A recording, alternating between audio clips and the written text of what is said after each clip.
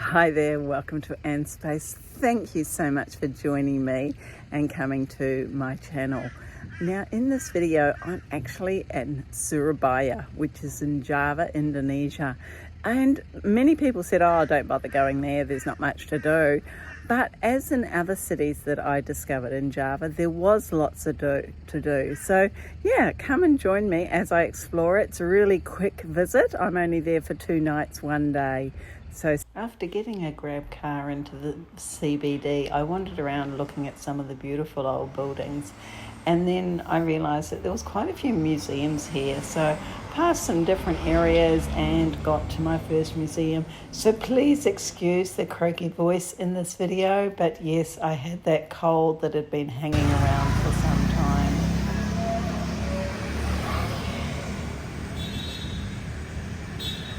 So this is a sign I've seen many times. Basically means hello and welcome. And already I've seen that there's some English in this museum, the Surabaya Museum, which is actually free entry, so I'm going to go for a wander around. So it's, I walked into the museum, there's a lot of English interpretation on all the displays, and it takes you right back to like the 1600s through to current. So this is quite a cute little video here. From post-Japanese occupation basically to the current period, although this is not how the streets are in Surabaya. They're certainly much busier than this. So once again I'm checking out the little back alleys. I've just been down a street where pretty much everything that was sold was related to ceramics and tiles. Now I found yeah, the cat's missing its tail. Yeah, now I found a little alleyway. It's private houses, but I'd much rather walk down these than the busy 4-lane highways. Every building's different and it's got character. So it's so much fun to see. So I'm in another museum. This is Dr. Sutomo Museum. It's actually, I think, an arts centre, and there was nowhere for people to meet prior to this building being built, and it was a joint effort between the community and the doctor himself. Well, this museum couldn't be more different than the previous one I went into.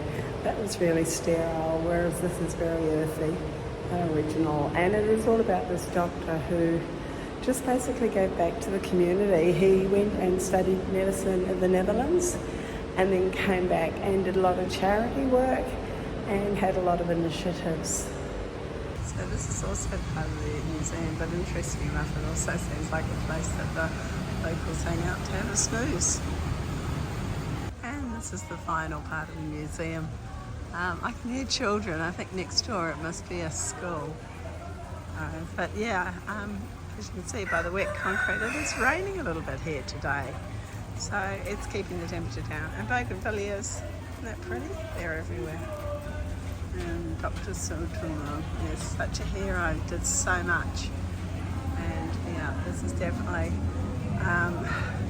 a good museum to have just about him, because he did so much for the city of Surabaya, but also I think for the country of Indonesia. Oh, pretty orchids too. So I decided I'd stay at this museum for a little bit longer and just sitting here chilling out in this covered area. It is simply hosing down. Definitely cool air. And this is the traffic in Surabaya. It reminds me a bit of Medan. Did you watch that video? If you didn't, go back and have a look. Ah, there we go. They love getting in the film. This is just mental.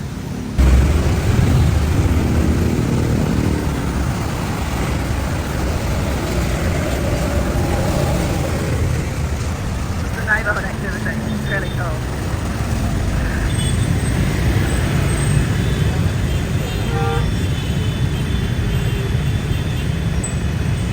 Absolutely fabulous. So you can see it's a green light going from behind me, but the people to the left, they're coming across regardless. And there's this guy here. I want to cross the road. I think I do. So I was in the middle of all that crazy traffic, and I'd got to the middle of the road, and there was a guy with a push bike, but with the trailer thing, And then all of a sudden the traffic starts going and he's like, stop. Okay, now go. And he shields me across the road. Oh, it's wonderful. So there's some incredibly old buildings here.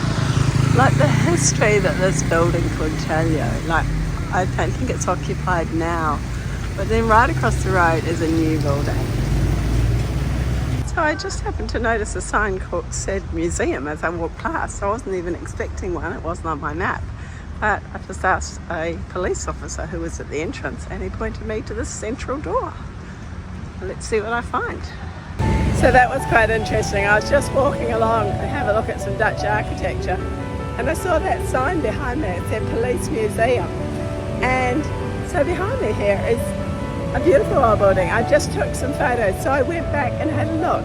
And yes, indeed, it was a police museum, but it was still actually an active police station. And the building itself was built in 1806, I think the gentleman said. It was actually one of the police officers who showed me around. So I'll add the photos after this little bit of video.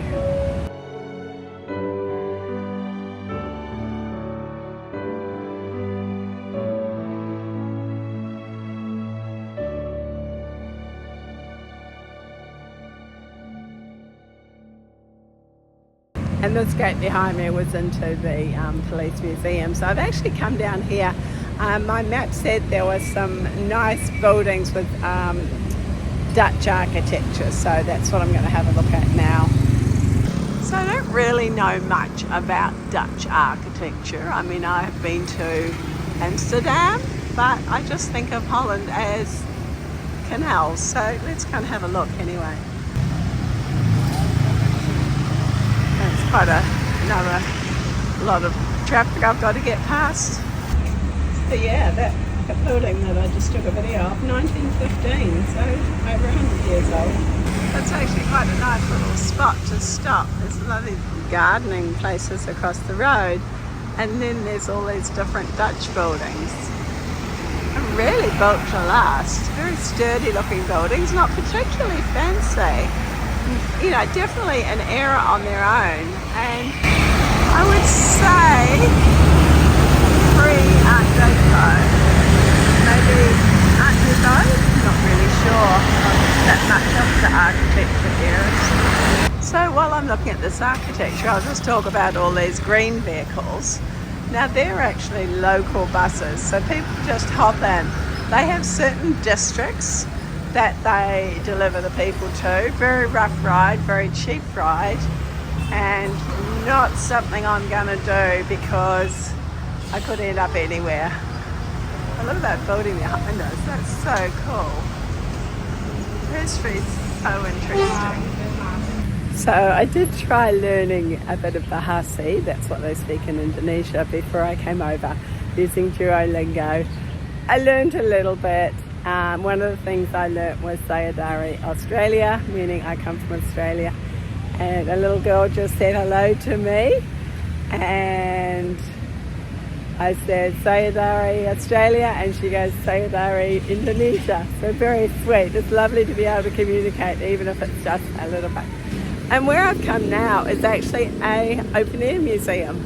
So that's a little different. And let me just show you this open air museum.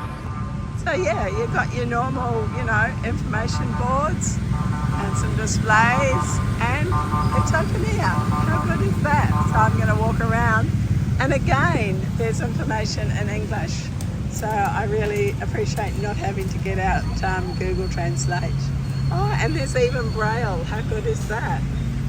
So this car is particularly significant because after the Japanese had left or been basically removed from Surabaya, the British were here, and there was a Brigadier Malaby in charge. Now he was actually murdered. This car came in to take his body, but after that the British actually attacked Surabaya for the next 3 weeks, and it really was the push that the Indonesian needed to really fight for their independence, which took a couple more years, but they did succeed. And won back the right to govern their own country.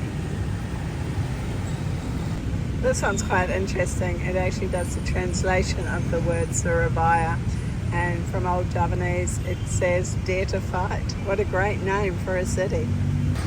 And there's a Javanese bank. No, Tidak. Tidak. No, thank you. I walk. This man wants to give me a ride, but no, I'm walking. Yeah, just walking. Terima kasih. They're so lovely. Like, no one ever pushes me. They just accept it when I say no. It's wonderful. You gotta love how these ladies come down and they're all there taking photos of each other. They're too funny. And of course, like every city in the world pretty much, there's a Chinatown, and I had to come and check it out.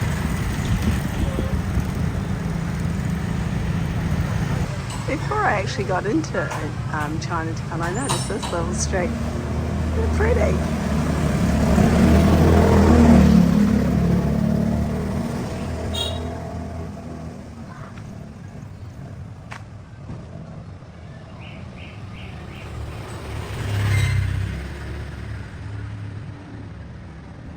And off that pretty little street is this laneway. Oh, I'm having another wonderful day. It's yeah, it's good when I can just wander. I can get away from all the crazy traffic and just find all these little hidden gems of, yeah, well, what I'm sharing with you now. And some of the things I have no idea what they are. Maybe a bird cage. Yeah, who knows? And usually I find someone to talk to as well. So there's certainly lots and lots happening in this Chinatown. It almost looks like it's up for being redeveloped, but it's in many ways it's also like stepping back in time, because it's got so many different modes of transport. It's just incredible.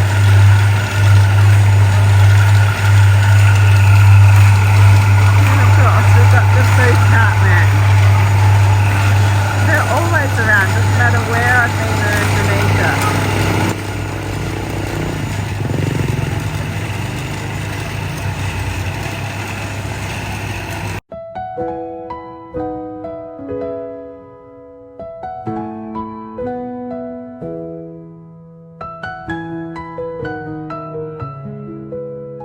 So I did check that it was okay. I took a photo of the guys with the chooks. There's a whole lot of more chooks. And we know what's going to happen to them, right? Yeah, not very kind, but life is life, right? Oh, just a heart of activity. Lots of bags, onions and garlic. Oops, I better get out of the way. Someone coming through. Oh, this little man's here.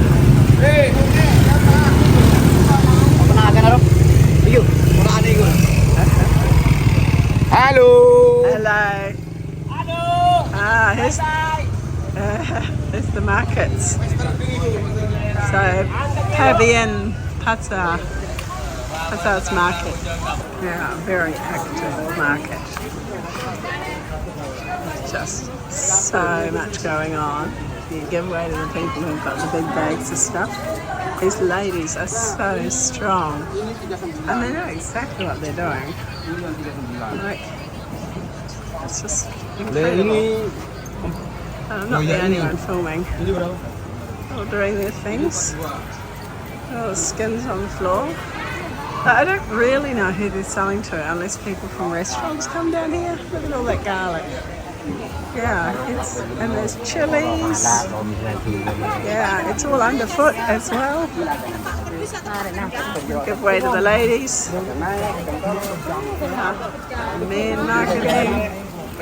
Yeah, I'm definitely the only Westerner within, it feels like 100 kilometres, but I know that's not the case. West Bank. I can smell the beautiful food. So fresh. Look at that. Yum. So this is tamarind. The gentleman at the back here just told me what it was called.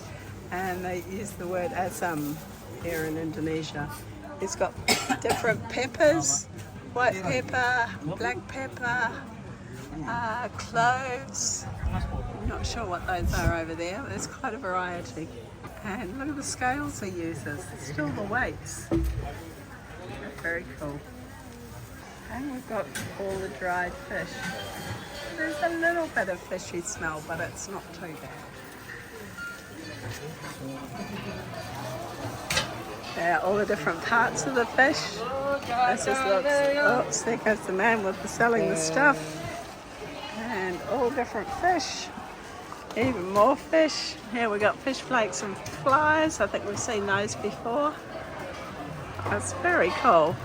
They're not used to seeing Westerners here. I'm getting some funny looks, but not aggressive looks. And now I've come down into the wet market, so we can see why it's the wet market, because yeah, it's wet. It's not rocket science, is it? I'm not quite sure if I want to walk through there. I guess I will. I'll just be super careful. And here we've got all the fresh fish.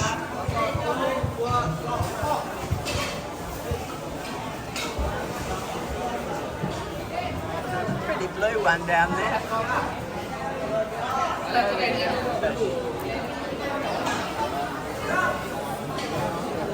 Lady's doing a bit of shopping here. Pop some more up into the bucket on her head.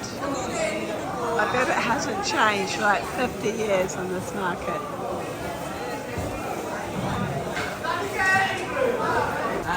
And here's the ice man. Huge big blocks of ice, and he's cutting them all up.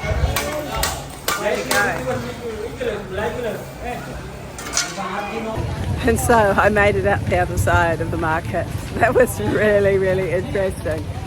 So much action. I'm just like, wow. And a little bit of interaction. One particular man wanted me to take his foot. Bread? What bread? And they always want to talk to me. It's so cool.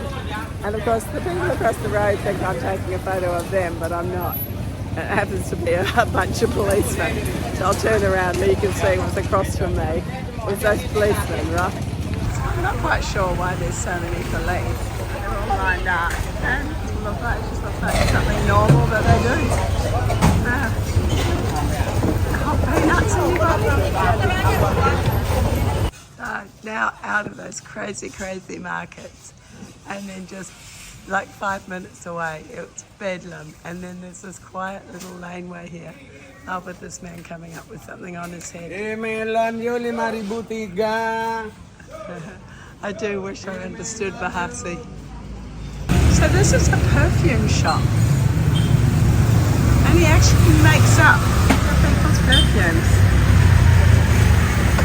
He measures them all out, and each one has exactly what they want. Cool. So we thought he's got all these different, I don't know, fragrances, I guess, up there, and there's a few clients waiting. So I've left the Chinatown area now, and where I'm heading is the Arab Quarter. Now this should be fairly interesting because not a lot of cities don't have an Arab Quarter, but already it's been a little bit a feel of Morocco, the same sort of clothing shop, so, and some dates. So let's see what else I discover. And of course we've got Arabic music. Now here's the dates. And there's the gentleman that's making the sound. Well, he's not, his couch is. The houses are fairly similar. I don't see really any difference in the houses. And the laneways, yeah, lots of gated communities. Oops, I'm getting too to that, I think.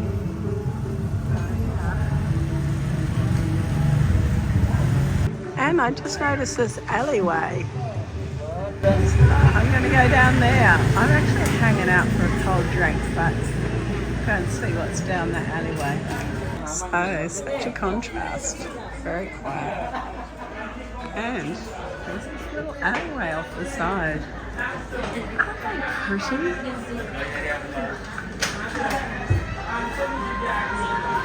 So I should have gone better. I just got pulled up for not having a headscarf on. And I do try really hard to follow the cultural customs. So, yeah. And I just needed reminding because I wasn't actually walking into a temple, I was just walking near one. So I think I'll end my Surabaya video here. There's just a few more pictures that I took as I was wandering around. I hope you've enjoyed this small introduction to this wonderful city. And definitely, if you've got time and you're in Java, go to Surabaya. It's definitely worth your time.